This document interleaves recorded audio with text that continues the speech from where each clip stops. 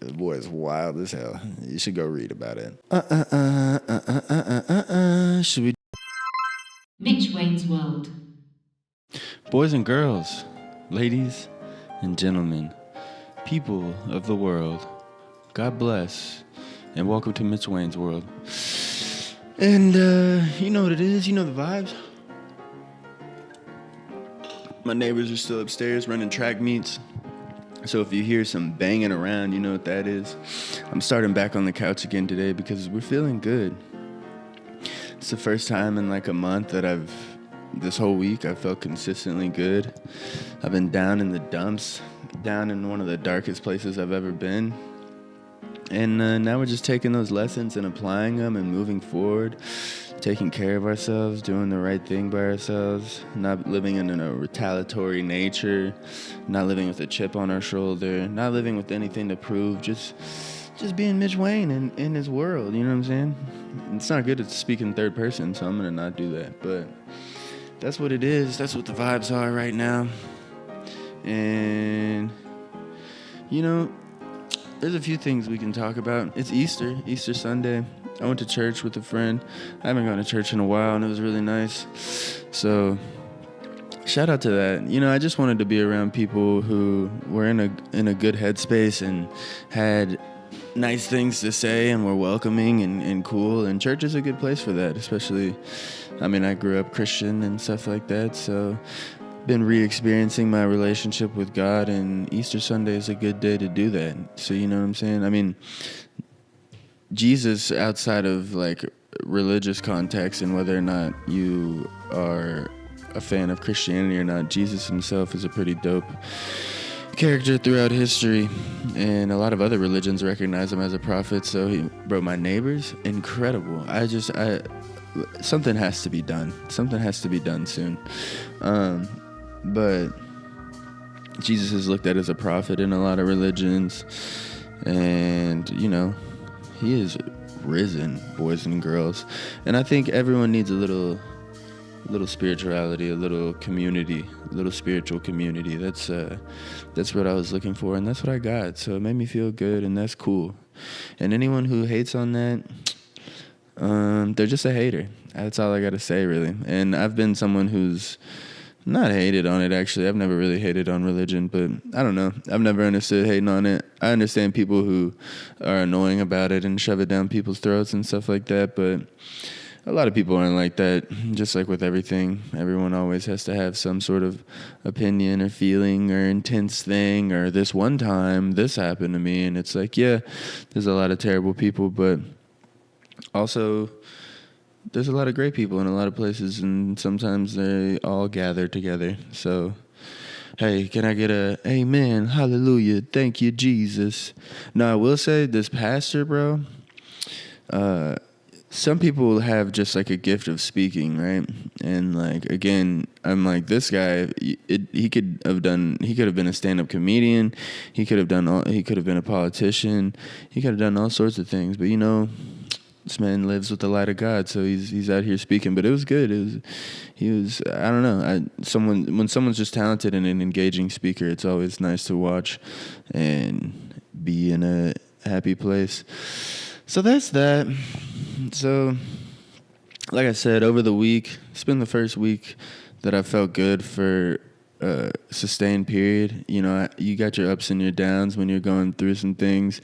And I don't know, I did not expect, I've gone through plenty of breakups in my life and stuff like this, but I did not expect this one really set me for a spiral, you know? Like, I worked super hard to get to a certain place with this person, or with myself, really, not for this person, but along with this person, with the idea of a life with this and that, and then kind of had to rethink some things and regather myself. But it's been really healthy.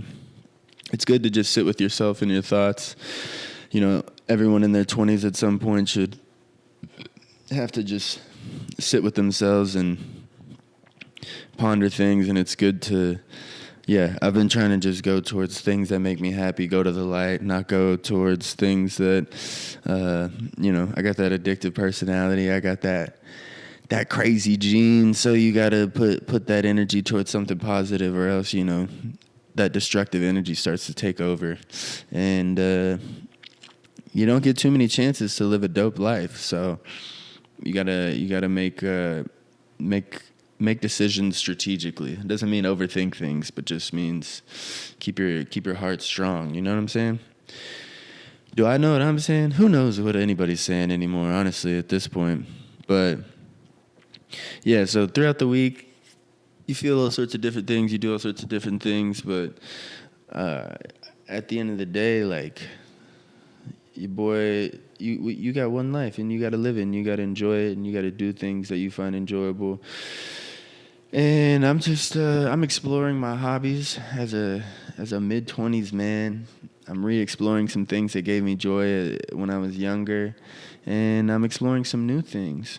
I played some basketball yesterday, and I'm old. Let me tell you, I'm old. My calves hurt. My calves have never hurt from playing basketball, and the last time I had played was like almost 2 years ago, and I tore my ACL.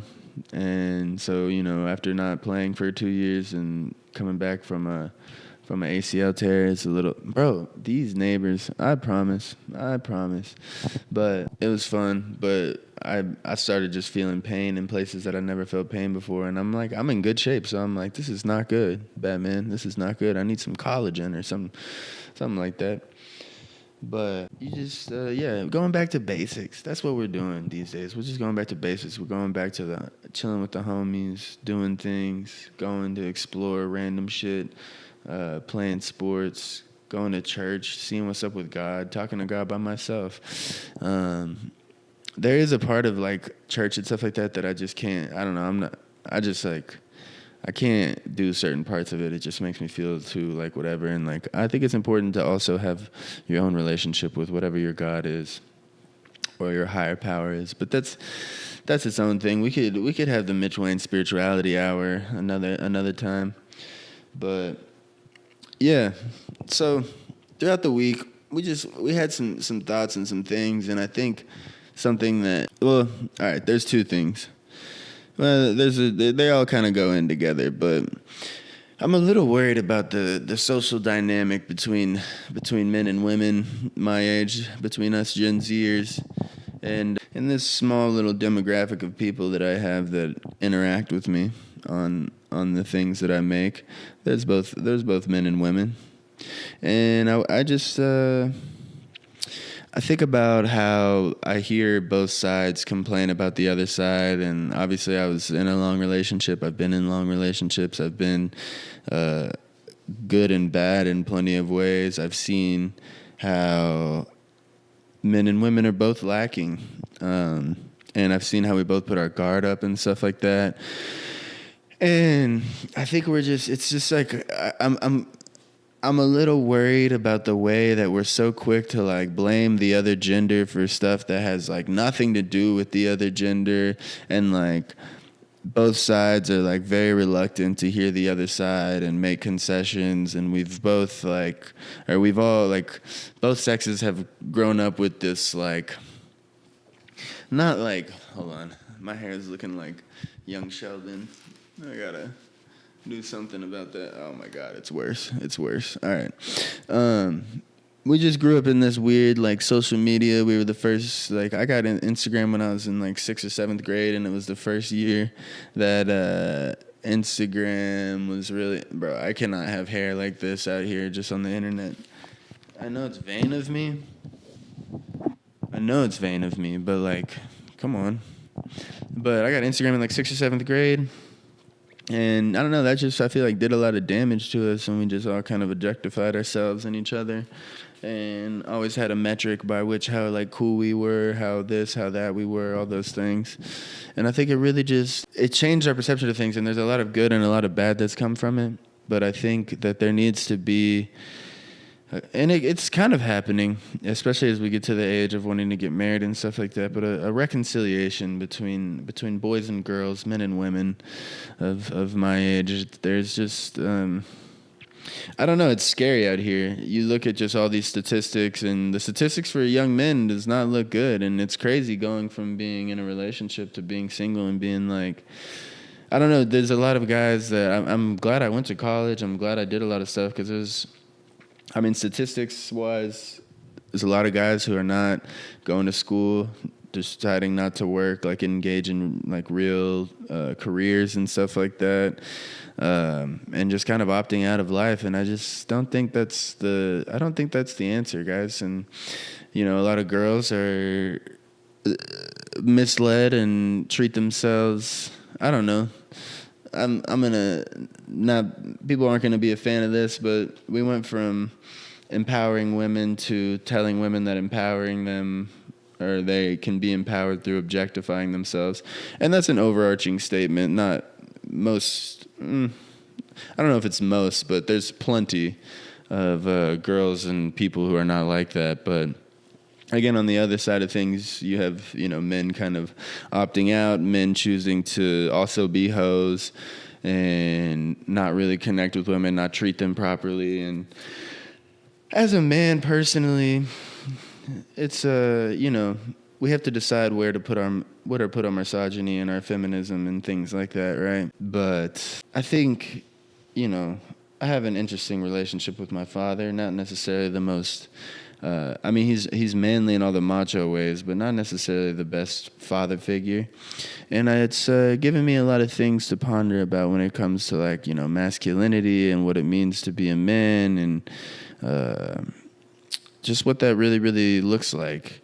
And it's a very hard thing to reconcile with, because, again, so many of the things that we've been sold as young men to be and not to be are, like, very at odds with each other, very confusing. You're expected to be this, like, cool, calm, collected leader, but you also should be vulnerable, but you also should be strong, but you also shouldn't be too strong, but you shouldn't be all these different things.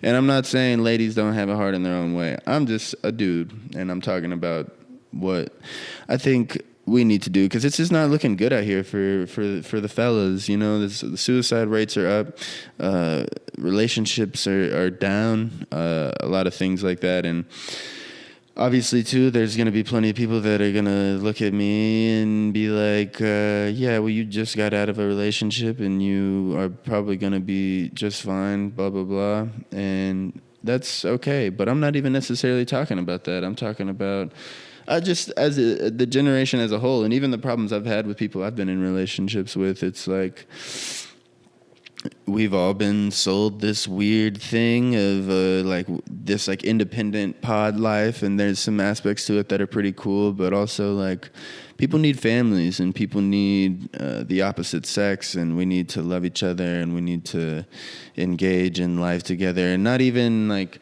you know, the whole thing of like men and women not being able to have platonic friendships and stuff like that. Like, the fact that that's become such like a thing, like I get it. Everyone's dealt with a guy or a girl who's like, oh yeah, that's just my friend, and then they end up cheating on you, and that's messed up. But that's also too like some of the relationships I value the most as someone who's had all sorts of different trials and tribulations with women in my past. Some of the most cherished relationships I have are girls that I never have looked at romantically and never have looked at me romantically, but are some of the closest people in my life. And I think a lot of those kind of relationships are lacking. And I think just like, I don't know, everyone just is so guarded and jaded, and it's understandable. Like, I'm not even saying we shouldn't. Like, I think there's a certain level of being guarded that's like good. You don't want to just open up to everyone out there, because there's a lot of snaky people out there that'll snipe you down, you know what I mean? But I don't know.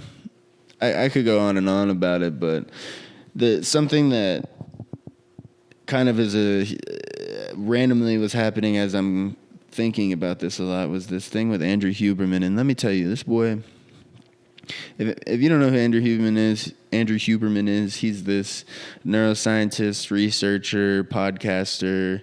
I personally like him a lot. He just talks a lot about different routines and health things and stuff like that, you know, like he has this cool like trauma response, like breathing technique, how to like get through certain traumas and stuff like that you can go through. You should look it up. I've used it. It's really helpful. It helps you rewire your brain to not be so anxious and stuff like that when it comes to certain things. But This fool, I didn't read the actual article. Like he had a hit piece written about him, and I didn't read the article of the hit piece. But essentially, what happened is he's like 40 something, 50 something. He's jacked out of his mind. He's a pretty good looking dude. He's a well respected researcher and I assume financially well off podcaster, among other things. I don't know. No wife. I don't think any children. And it comes to find out that this fool has had 6 different girlfriends all at one time. And there's a lot of comedy to be had there. I keep hearing my neighbors just running around, and it makes me just want to go, ah, ah, ah. Sorry. I lost it. My inner Gilgamesh came out. It's just crazy. I can't understand, like, why would 6 people move into a 1-bedroom? Like, why would you do that? If you're out there and you're planning on doing that, don't. Like, it's not cool. It's not dope. It's not nice. But this thing with Andrew Huberman, this guy has had 6 girlfriends. He's a well-respected, like, researcher, podcaster, whatever. And he's, like, very, he's into the self-help. He's into all this stuff. He's, the bedtime routines, the this, the that, don't drink too much, all that stuff. He's the perfect man. And he's got 6 different girlfriends. And it just made me, as I'm going through, the first relationship where I felt like I did a lot of things right. Now, that doesn't mean I didn't do a lot of stuff wrong. Obviously, I did, or else I would still be in it. That's crazy to just be like, oh, I was perfect. But it was the first time I tried super hard to do a lot of things right. And so when you do that, you can be like resentful. At first, I was very resentful. And then, you look at the things that you did wrong and all that stuff. And, no bad blood. And, but then at the same time, this thing is happening with this fool who I've listened to, not religiously, but I've definitely listened to. And I like when he's a guest on podcasts that I usually listen to. And I just think about how, in the past, how I've played with women before, and definitely haven't had 6 girlfriends at one time, but have talked to a few at a time, and everyone's gone through that phase in their life. Girls definitely do it too. Did someone just knock on my door, or is it my neighbors playing silly with me? I don't think so. See, I need to move, man. I don't like this. But where was I with that? Oh, and yeah, I didn't have 6 girlfriends at the time, but I just think that's it just made me think of like, man, what is this like weird disconnect where like it is so hard nowadays to find 2 people who just like super, super love each other, are really cool to each other, are both in shape, good looking. They like to have sex with each other. They like to be loving and sweet to each other. Like, man, I'm really looking for that kind of role model right now. I didn't have that kind of role model growing up. I've seen it here and there. It's not portrayed in the media, and I could get all conspiratorial as to why that is. But it's just crazy. And 6 girlfriends, bro. Like, some of these girls know that they're one of a few. Like, they have to. 6? Dude, the fact that this guy, he's a well-respected researcher, and he has a podcast that's gets hundreds of thousands, if not millions, of views. Very busy guy. 6 girlfriends. 6. I couldn't even, I couldn't handle 1. So there's a lot of comedy there, but also it makes me just look at the way that men and women are nowadays. And this guy is like not the guy that you would expect it from. And then I'm not that surprised, though. Any guy that's in his late 40s, early 50s and is jacked with money and doesn't have kids, I'm like, yeah, well, obviously he's like a playboy kind of character. But aside from all that, I just think guys and girls my age, of all ages, but definitely my age, we need to connect more. We need to not be so afraid of each other. And we need to like connect more on some healthy stuff. Like, I don't know. That's why I think like playing sports together, doing stuff that's not centered around like weird sexual tension and things like that. And it's out there. Plenty of it's out there. I just think it can be very easy to get caught in a loop and make it feel like it's not out there. And I don't know. I encourage all my fellow boys and girls of America to just take a step back and reach out to people you care about, regardless of whatever, just because we all need a support system. And that was the other thing that I've said it many times, but going through this breakup and stuff like that, like, man, having a support system is unbeatable. Absolutely unbeatable. Having people that you can really reach out to and be like, hey, I'm going through this or that, blah, blah, blah. And people that don't baby you, people that really, really push you and make you a better person and want to see the best for you and take care of you, but will really hear you as well. And sometimes, you know, some people are lucky and they're born with that and that's their family. Other people are not as lucky and they got to go find that themselves. But if you're one of those people, I was kind of one of those people in some ways, then again, don't live with that chip on your shoulder. Do whatever you got to do to get the chip off your shoulder. It's so freeing, and keep some of it, because at the end of the day, like, it's good to have that drive and motivation and things like that, but just don't put everything on yourself. It's not smart. It's really an unhealthy mindset when you're just stuck in this idea that everything's on you and no one's got your back and all that, and you're going to get screwed over by people. People are going to hurt your feelings. People are going to not meet your expectations, all those kind of things. And I know I'm not saying anything that people don't know, but hopefully someone at some point can hear it and understand it at the time, because it's really just about timing. I've heard all these things before too, but it wasn't until I heard it at the right timing that I really understood what that meant. And then here's the thing, and I was talking about this with my homie, but there's a difference. Like, a lot of people, including myself, like, they know what they need to do in order to, bring that peace that they're looking for or achieve whatever they're trying to achieve. But we just don't do it, or we don't have the sustained effort to keep doing it, or we get distracted by the million little things that life puts in our path to distract us. And it's a dangerous thing, but you know what I'm saying, baby? That's why we finesse and focus and live our lives, because I just had a complete mind blank. My neighbors are playing like a game of cricket, I guess. I don't really know. But yeah, just having a support system, getting back to basics. That's all it is. We're just out here getting back to basics in Mitch Wayne's world. What else? What, can you blame me for that? Can you really blame me for that? So, yeah, men, women, young ladies, young gentlemen, be nice to each other. Quit trying to be on that bush, yeah. Also, the last thing that I want to say about that, men, we don't have a lot of great role models out there.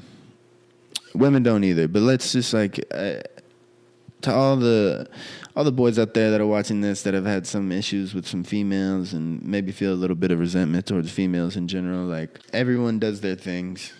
Guys and girls both have their issues.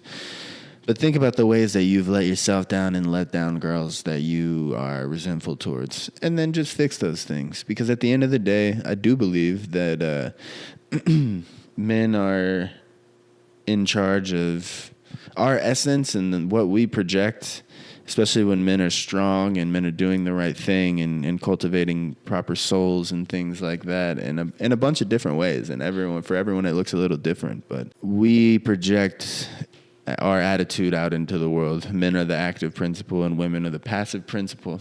And that's just what it is. Generally speaking, some people can get upset about it if they want to. But that doesn't... Again, I think when men want to be dominant, we try to do it in this way, especially, in this like red pill Andrew Tate world that we're living in, or post Andrew Tate world that we're living in. And I'm not anti Andrew Tate. Any guy my age who's like super anti Andrew Tate, be careful.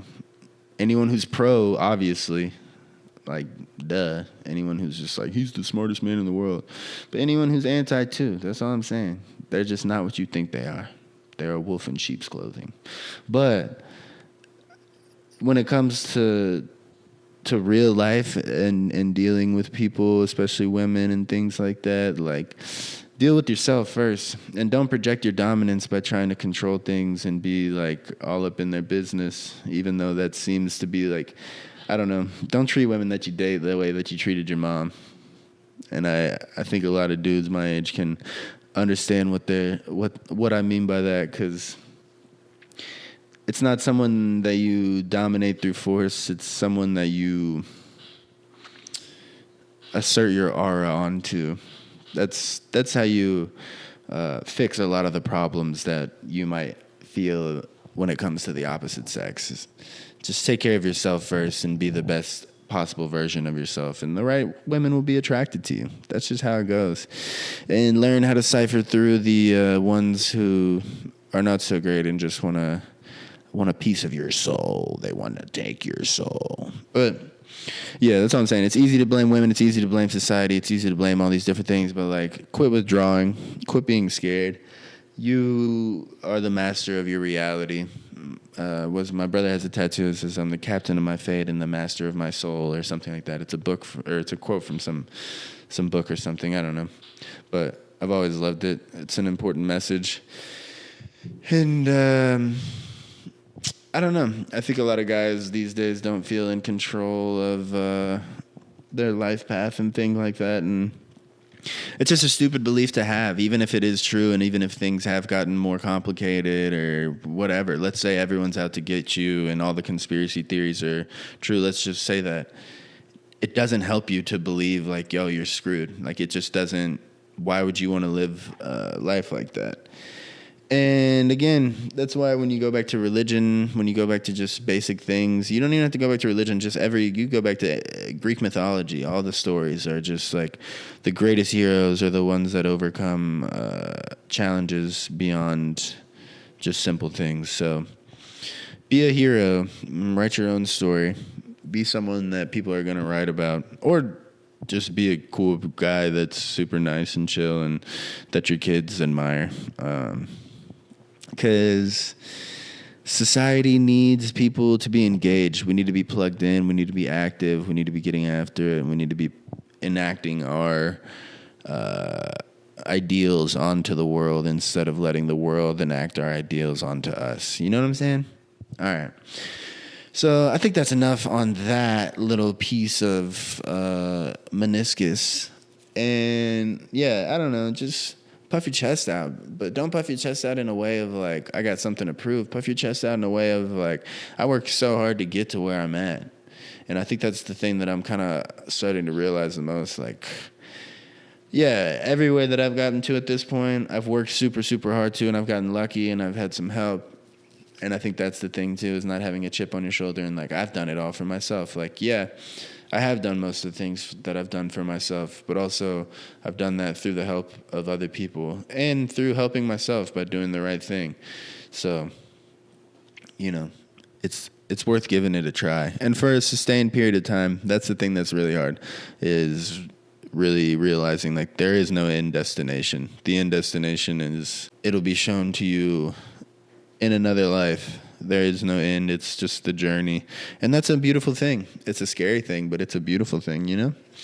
So that's that. Let's talk about, let's see. Oh my God, we have to delete all this ranting and raving, man. I'll do that later. So yeah, let me know if you think Andrew Huberman's a dub or not, because the boy is wild as hell. You should go read about it. Should we do this day in tech history? This one's kind of complicated, honestly. But excuse me, Chad Jerry. You know what time it is. You know what time it is. It is. Let me charge up right quick. Time for this day in tech history. Oh, this is going to have to go over there for sure. So, it's Mitch Wayne's World. We talk about technology. We talk about having a good time. We talk about, humans, computers, how they interact, all that good stuff. We talk about my neighbors who won't stop running around. If it wasn't little kids running around up there, I would be super, super pissed. But since it's like these little girls, I'm like, yeah, bro, whatever. So, if by any chance the family that's living above me ever sees this, do better. Do so much better. For real. Like, I know people fall on hard times, but, like, do better. You kids deserve better. But on this day in tech history, March 31st, 1971, a significant event in the history of human-computer interaction and technology took place. The establishment of the Xerox Palo Alto Research Center, PARC. Xerox PARC has played a pivotal role in developing many of the foundational technologies that underpin modern computing and HCI. Research Center became renowned for its groundbreaking work in the field of personal computing and graphical user interfaces, among other innovations. Oh my God, my neighbors, oh my God, I can't even think about humans and computers interacting because my neighbors just keep throwing things around and I'm going to freak out, I'm going to cry, oh my God. One of the most notable contributions of Xerox PARC is the development of Xerox Alto, a computer designed in 1973 that is often considered the first to use a graphical user interface resembling the ones in use today. You know, I've heard that about a lot of different things. I feel like in human-computer interaction, that it was the first to use a graphical interface, the first to do this, the first to do that. So I don't know how much weight I put on that, but probably something of the sorts. One of the first, it said, I guess.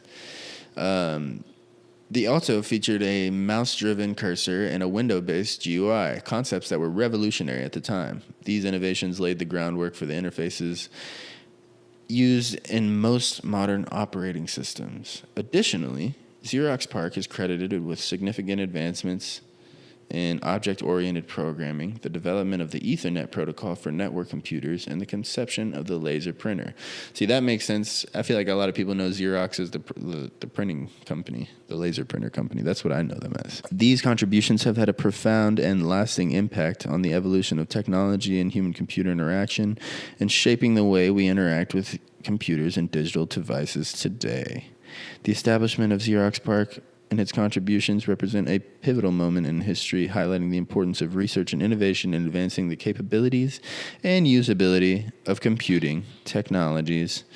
And then, of course, we've got our little drawing that I love to do. It's Chat Jerry in the mix. This is pretty cool. Obviously, it probably didn't really look exactly like that, but I just asked it to make a little pixel art depiction of this, and me personally, I like that. I like that a lot. Makes me really happy. It's just a nice little depiction of the Xerox Alto. I don't think that's what it looks like. What does it really look like? Here do we go to looking. Oh, man, now I got to sit up to type Xerox. Oh, it kind of looked like that. That's pretty cool looking, huh? Isn't it? It's always some guy with a sweater vest on like that. Pretty cool, though. Man, how would you like one of those just rolling around in your apartment? That would be kind of dope. Kind of dope. Oh, let me make it bigger for you characters. For you crazy, crazy characters. So, yeah, on this day in history, well, I don't think... Oh, this day in history, the lab that created this was established. March 31st, 1973, it said. 51 years ago. 51 years ago, boys and girls. That's pretty miraculous that we've come so far. But also, I don't know, 51 years, it's a long time. It's not that long, but it's a long time. And yeah, I don't know. I don't have much else to say about that other than every time I pull up these this day in history, tech history, human-computer interaction history, all that stuff, I'm always... It used to not always give me one, and it hasn't done that for a while. It's given me something that has happened here and there for the past few times that I've done this, and it's always really interesting to see just like something that isn't talked about by our friend Chat Jerry right here. I feel like is the competition between different companies and things like that really drive a lot of these innovations. Because during this, I've talked about DARPA on here before. I've talked about, Apple and Next. I've talked about a couple of those things. And like so much of that, the really almost like space race kind of, space race-esque, like, sorry, my neighbors dude, do you know how hard it is to focus and talk about something interesting whenever people are upstairs just literally like doing WWE WrestleMania? Like, what is going on? Like, what does this world come to? But yeah, the thing that really impresses me, surprises me about this day in history things is kind of how incremental and almost like similar a lot of these advancements are, and how they're all intertwined in this like really interesting way. Bro, I hope that y'all can hear the banging and just understand that I'm trying to overcome this, okay? This is something that I'm trying to overcome, and I'm being tested. I'm being tested right now by the Lord. And I'm going to overcome this test, okay? I'm going to get through this stream, and I'm going to enjoy it, and then I'm going to leave my apartment. I'm going to clean my apartment, and then I'm going to leave it because I can't stand it. Anyways, just like things with the graphical user interface, it's just incredible, when people, I think about this all the time, and the older I get, the less concerned I am with like my ideas that I have randomly drummed up and stuff like that. When I see them being done out in the world or whatever, I'm not as upset. I'm like, oh, cool, so that was a good idea.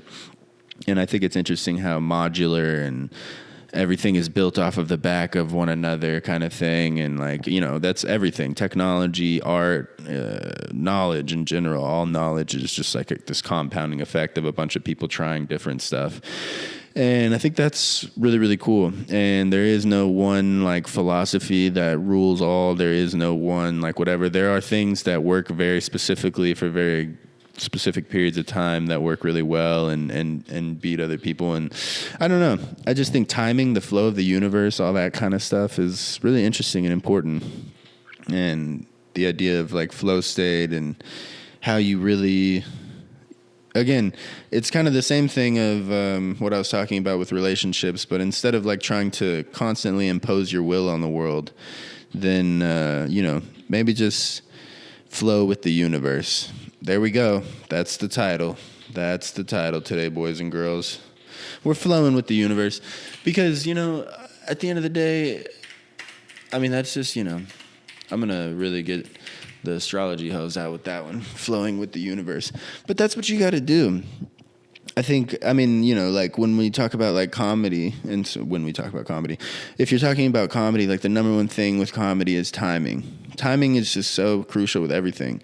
Like if you study like war strategy and stuff like that, and timing is something that's consistently talked about with sports, you name the sport, timing is an incredibly important thing. And being ready at the moment, like having everything ready to go when the time is right, there's such an art to it, because there's never a time that you can impose your will on a thing. So when I bring that back to human-computer interaction, I think Apple is a great example.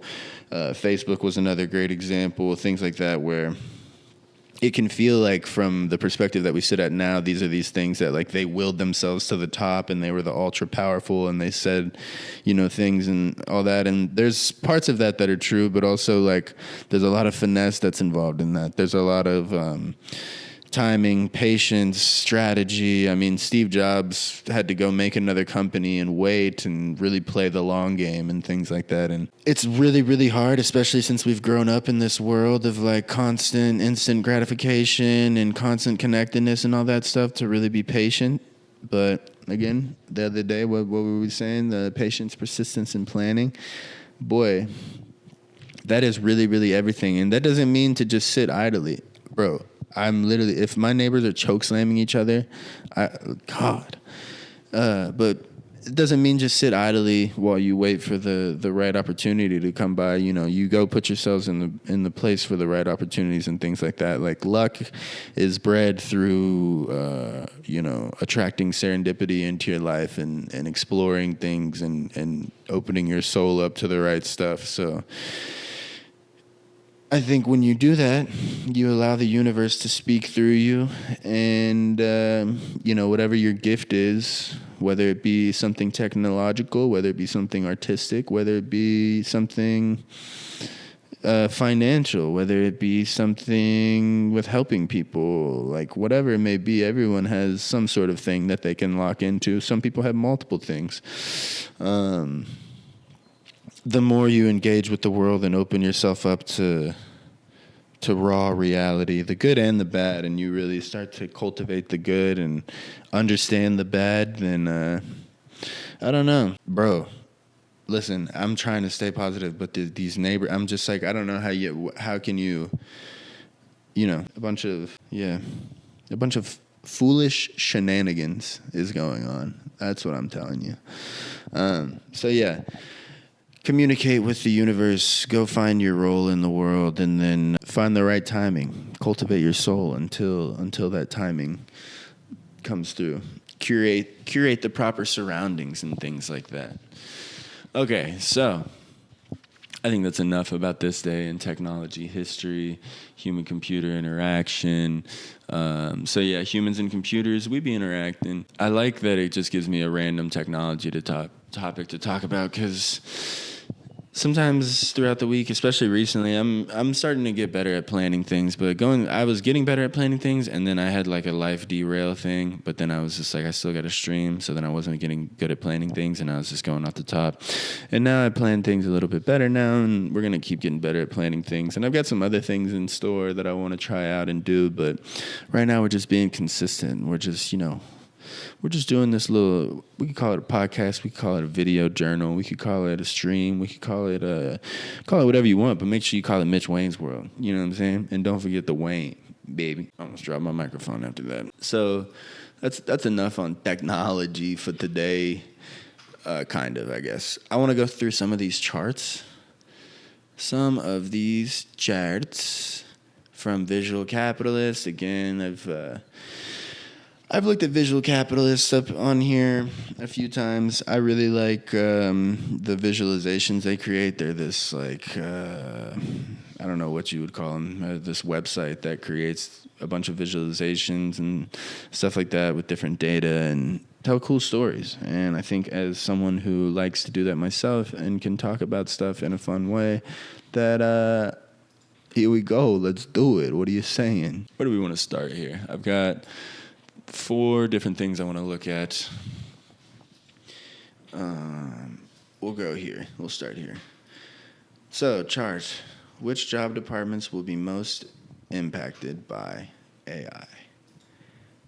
Something that a lot of people are worried about, think about, stuff like that. It's interesting that in America, apparently we're a lot more fearful of AI, and I think that's just because we haven't been, I don't know, we're just kind of a fear-based society in a weird way. So, large impact, small impact, no impact. So in the yellow, we have small impact, blue, no impact, and large impact is in this orange over here. So at the top, our top 3 here, the large impact tasks are going to be automated or significantly altered, IT, finance, and customer sales. And then, yeah, so those are the ones that a majority of people agree that it will have a large impact. I guess I technically work like in between IT and finance because I do like financial analytics. And I can say that AI is impacting my job a lot, but in a great way. It's making my job a lot easier. In fact, graduating and getting a job was like basically the reason I was able to do that is because of getting a promotion was because of my human-computer interaction degree, which is, in between. I took a lot of business and a lot of IT classes. I also studied a lot on my own and already worked within the company and all that, but AI is up in there. And then sales, I guess, like cold reaching out to people, stuff like that. I think sales will always be around, though. Then the bottom 3, legal, supply chain, and marketing. Supply chain says 43% will have a large impact, and 39% say no impact. So that's interesting. I wonder if that's like where, I don't know. Legal, careers, 46% say large impact, 50% say little impact. I wonder why they say that, because legal careers, I feel like personally, will be impacted greatly by AI, just because, I mean, all lawyers really are people that can read the fine print and then bill you for it. But I don't know. I haven't really sat down and had that conversation with a lawyer or with someone in the legal field that understands the impact AI will have. So if anyone wants to have that conversation, I know I have a couple homies that just graduated law school or are like coming into their careers as lawyers. So if you're watching this and you want to have that combo with me and what you think AI is going to do to your job, I would love to do that. Maybe we could put it up on the channel. So I hope AI automates my neighbors running around and they can just chill somewhere else, because Jesus Christ.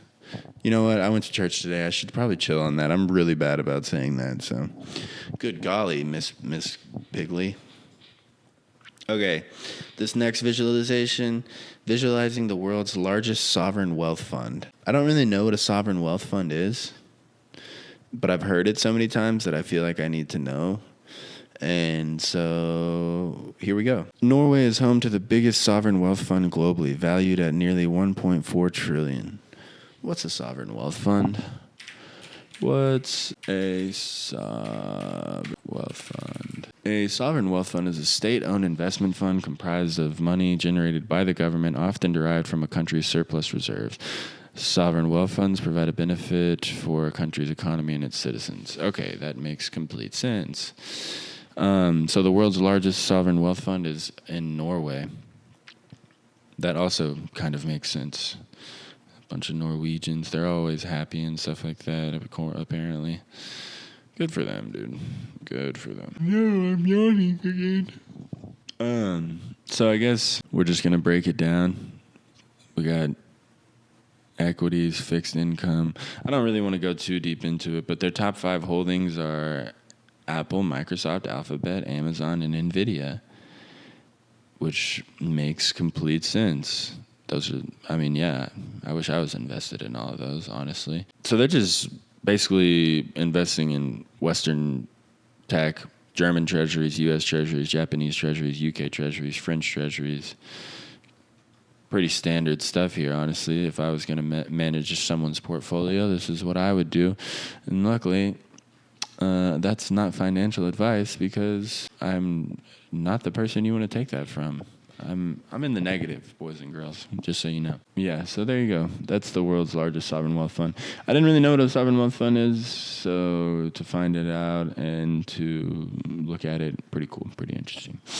Okay, next one that I want to look at is luxury good investments versus S&P 500 in the past 5 years. So the S&P 500 has gained, the last 10 years, 158%. Let's read this little recap. We dive into the 10-year performance of various luxury good classes as of Q4 2023. So this is just like price change, the percentage that the price has changed over the past 10 years. And the S&P 500 has changed 158% increase in price, I guess. That's what this is saying. The only thing that's outpaced it is rare whiskey. 280% price increase. Wine, watches, art, cars, handbags, coins, furniture, jewelry, color diamonds. Yeah, wow. I guess luxury goods investments, I mean, you would assume art is like a bigger one, but I guess it's just more of a money laundering thing, huh? Jewelry makes sense. Furniture makes sense. Cars, honestly, if you know how to collect cars, there's a lot of people, even on the low end, like there's people I know that can collect cars and, you know, do like restore them and stuff like that, or just keep them restored, that they do very well for themselves. Even people who aren't like rich, but, you know, you have to have some money, but pretty fun hobby, I would say. Watches are not necessarily my thing. I mean, the S&P 500 is like out of all these, I'm like, that sounds the most fun and interesting to me, maybe. Cars, I just don't like collecting. I don't know. Jewelry is fun to wear. Coins, no chance. Handbags, no chance. I would not, anything I feel like that you can just get stolen off your body. Not a big fan of. Like the S&P 500, that's like a certificate of ownership. Like, you know, things can happen there too, but no one can just run up with a gun. Well, it doesn't. They don't run up to you personally with a gun and take it, but you know. Whatever. So the last one that I want to look at, and then I'm gonna wrap up here because I gotta go for a run. And I got to clean my apartment, and I got to just prepare myself for the week. This is earlier than I usually do my stream, but this is about the time that I want to start doing it because I'm tired of just being behind. And yeah, life is getting a lot better, even though it's been tough.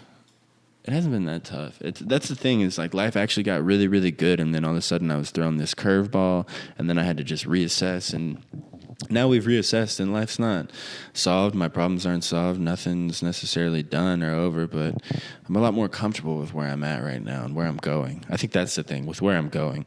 I'm walking much more surely. So this next visualization, though, is pretty interesting. Car brand loyalty in 2024. And I'm just going to take myself away for a second so that we can see this easier. Well, I'm going to bring myself back because Mitch Wayne's World 10. Oh, my neighbors, they are killing me. So your top 8, let's go with the bottom 8 first. So people who, I think they say that they, what is it? Percent who would buy from the same brand again. So your bottom 8, Infinity has 43%. So Infinity did the worst in 2024, apparently, which is surprising because I know a lot of people who have really liked their Infinities. Their Infinities are cool cars. They have a lot of good design these days. I'm a fan of the Infinities, but according to Visual Capitalist over here, Infinity is a no-go, like by a pretty significant margin. And then Volkswagen, got my ex-girlfriend to buy a Volkswagen, so that's my bad on that.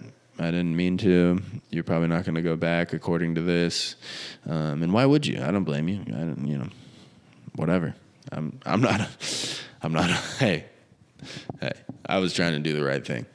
Nissan, that's the parent company of Infinity, but you would think they're the less luxurious version of Infinity, so that you would think that they have a lower, not approval rating, but loyalty rating, I guess we would say. But hey, maybe people just really like their Nissans and their Altimas and Maximas, just being crash dummies running into shit. What?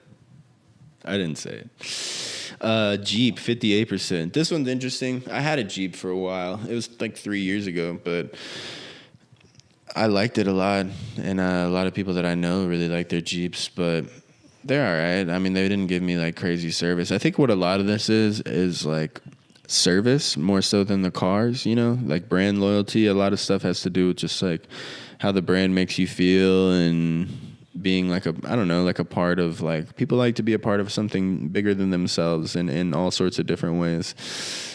Which is why it's interesting to see Jeep's brand loyalty super low. Maybe the Bronco is like that much better than the Wrangler, because like Wrangler people love their Wranglers, but I guess, or maybe it's all the people who aren't Wrangler people weighing that down. I don't know. Audi, dude, I had an experience with an Audi. I love Audis. I think they're beautiful cars, but I had an experience with an Audi, like an A4 or an A6, where I was driving just like normally, whatever, down the road, and it just literally locked up on me. Like all the electrical stuff just like locked up on me and stopped working. And it was really, really scary and trippy. And then it started working again, and then it stopped, and I was just basically like on the side of the road. Like at first I was on the highway, and then I like had got over.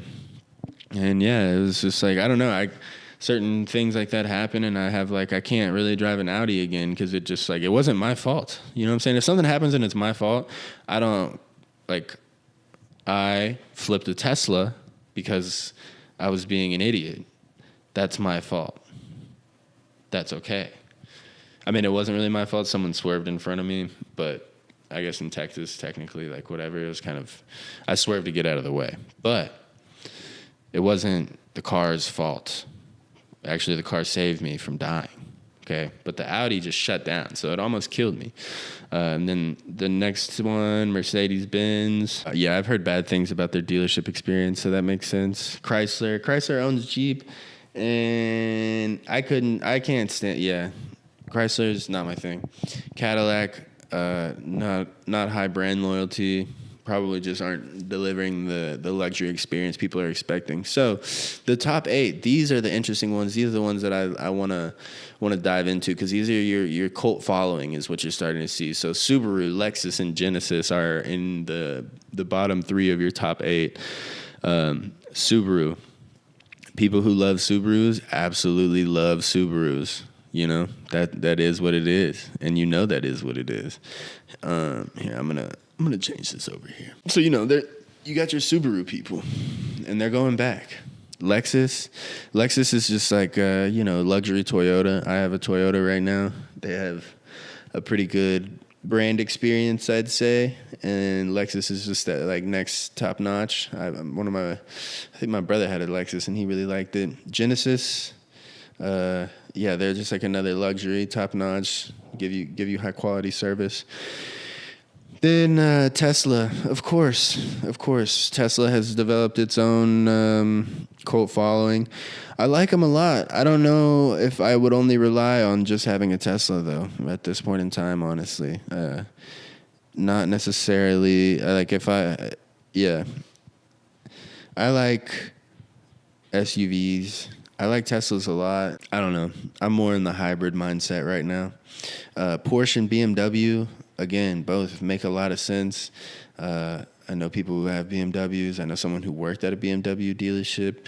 They have crazy service, and they always, like, some companies, they don't, whenever you have a car and you take it in for service, some companies give you the upgrade, like the next car, because they want you to buy it, and they're very like free and open with it, and they know how to sell. They know how to get you hooked, and you're like, oh, I need this. So like BMW, a lot of them will give you like an M4. Like if you have a 4 Series, they'll give you the M version of it to drive as a loaner, because yeah, they want you to have a good time. They know that you're a BMW, like they know the type of customers they have, all that.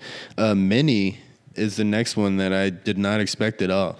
I don't know. I guess maybe it's not an American thing. And then Rivian being at the very top by a pretty thick margin. I think that's pretty cool. And I've talked about Rivian here before because they have some pretty dope cars. And what is it called? Oh, the electric adventure vehicles. That's what their tagline is, or whatever it's called. And I think that's just a super fire, like, I don't know, electric adventure vehicles. And whenever you see these, they look really dope. They want me to reserve this car right now, and I'm not doing that. But they've got that cool retro future look. They're obviously marketed towards specific kind of people, like your Jeep kind of people, but also your Range Rover kind of people.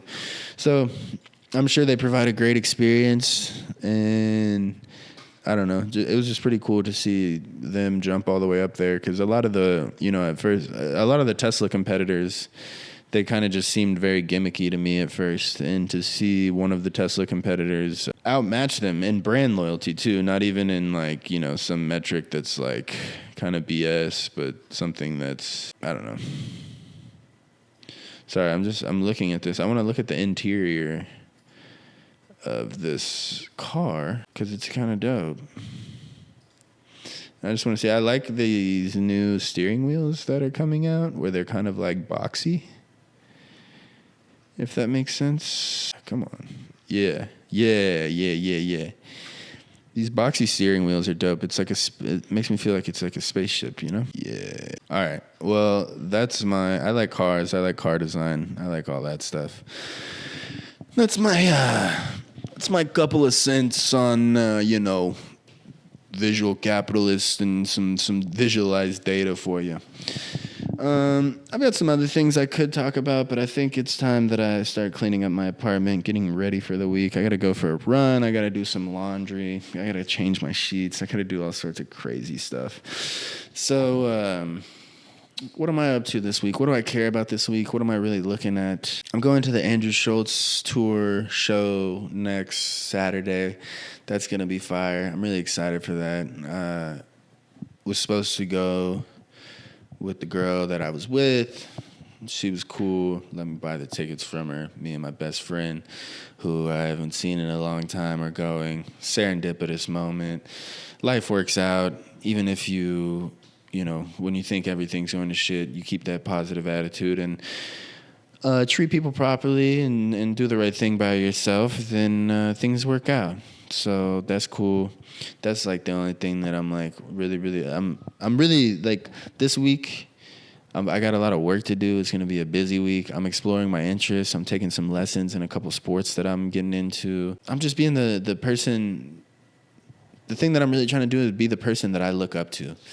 And just be the most ideal version of myself and be happy with myself and be comfortable with who I am, regardless of where I'm at or what I'm doing. And I think by pursuing the things that I care about and enjoy, that I'll be able to do that, you know? And you got to take care of your mind and your body and your soul because it's the greatest reflection of who you are, and that attracts other people who do the same thing. And it's a positive compounding effect. You know what I'm saying? So this has been Mitch Wayne's World on March 31st, Easter. God bless. Have a great week. And, finesse, focus, take care of yourself. Peace. Mitch Wayne's World.